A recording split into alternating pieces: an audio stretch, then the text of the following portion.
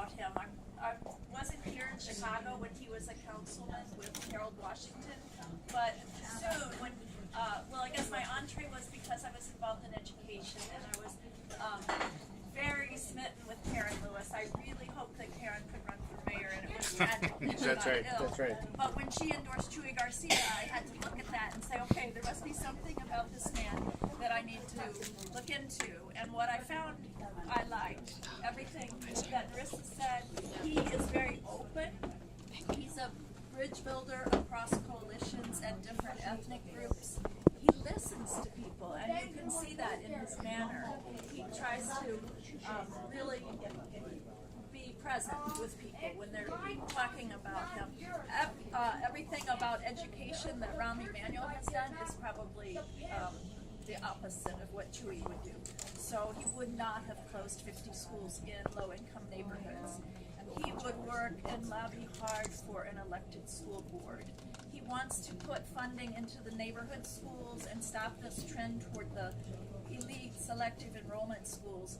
We have almost an apartheid system of education in Chicago, and it is wrong. It's just wrong. And it's the minority groups that suffer the most from that. I mean, the 1%, Rahm's friends, they can go to private school if they wanted to, but the fact is they can get into the elite public schools if they want to too.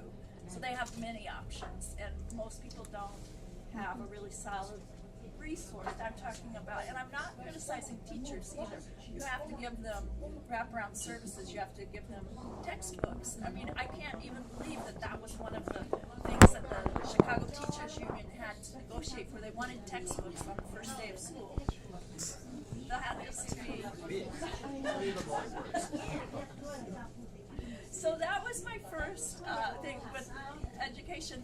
But then, obviously, he is a strong proponent of immigrant rights. He came here from Mexico when he was 10 years old, and he grew up in a working class neighborhood. And so he understands that struggle, and he does not take it for granted, and he does not discount people who are in the middle of that struggle. I don't even think Rahm Emanuel would talk to people that don't have the right to vote, or that don't have a lot of money. So the other thing that's impressed me about Chuy is that he openly says he's a feminist, and he looks to his wife for advice and counsel. And I don't know very many politicians that say that out loud. So I think he is a really a great breath of fresh air. And I liked what you said too, that this is not just about Chicago. This is a direction that our nation can take. It's like a fork in the road.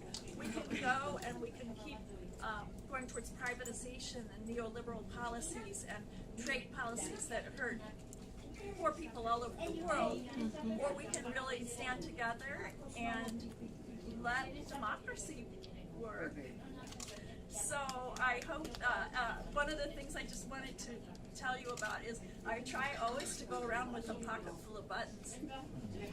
And so wherever I go, if I'm in the bank and I'm talking to a bank teller, if I'm in the grocery store, if I'm in a taxi or a bus, wherever I go, I'm like, have you decided how you're voting?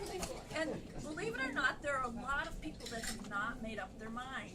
And so then I just tell them why I like Chuy, and they're like, oh yeah, it makes sense. So maybe they're just caught up in the stress of everyday life. Maybe they don't really pay attention to politics. Or maybe they're so alienated from the electoral process that they think no change is possible.